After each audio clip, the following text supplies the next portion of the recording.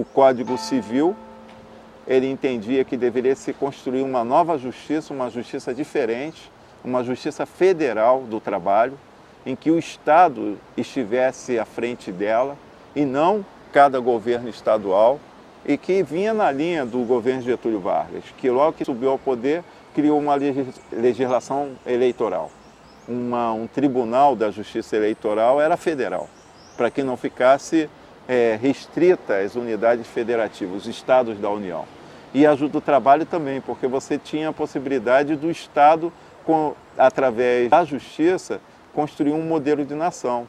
Quer dizer, Oliveira Viana não estava com mera contribuição do pensamento, ele tinha um pensamento que envolvia uma ação política no seu modelo de pensamento. E não foi só do ponto de vista idealista.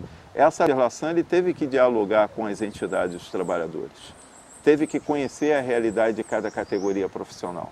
Ele, dentro do Ministério do Trabalho, até a Justiça do Trabalho ser aprovada em 1940, que coincidentemente foi o ano que ele saiu do Ministério, era uma justiça administrativa, uma justiça dentro do executivo do Ministério do Trabalho. Então, quem definia a última instância era o ministro do Trabalho. As comissões mistas que eram travadas, que se constituíam dentro do Ministério, é que foram esse diálogo. Agora, você não tinha referência. A referência se deu através dos próprios conflitos.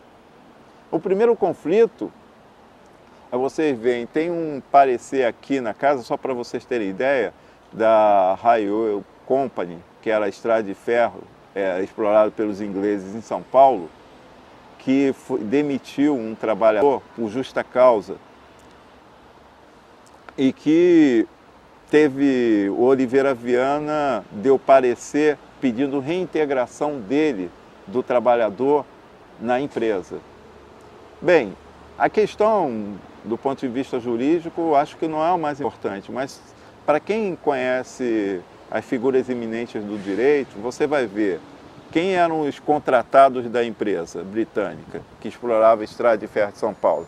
Clovis Bevilacqua, Eduardo Espíndola, que foram os pareceristas que foram contratados que a empresa não reintegrasse o trabalhador.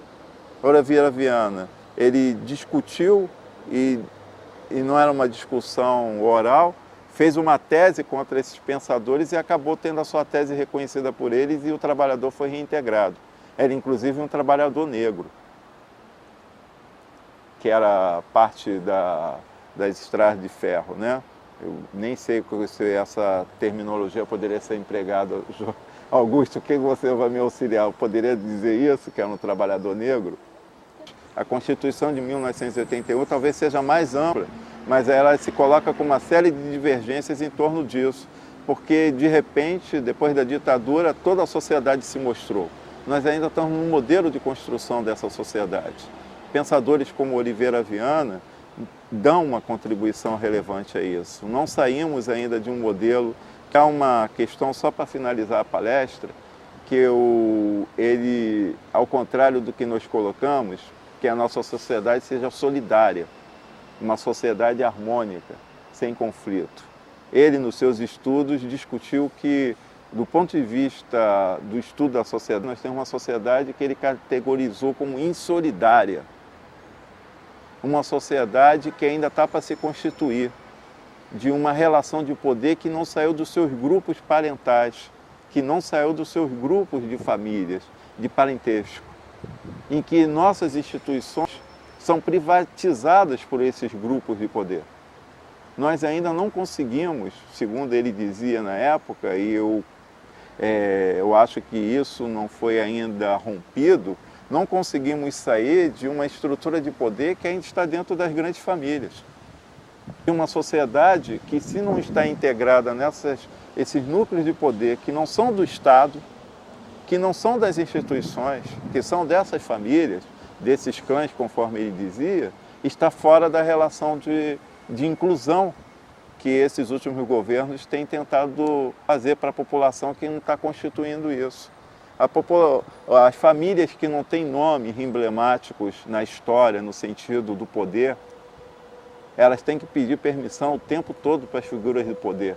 Nós não temos instituições ainda abertas a essas estruturas sociais. Para você, o jeitinho brasileiro continua.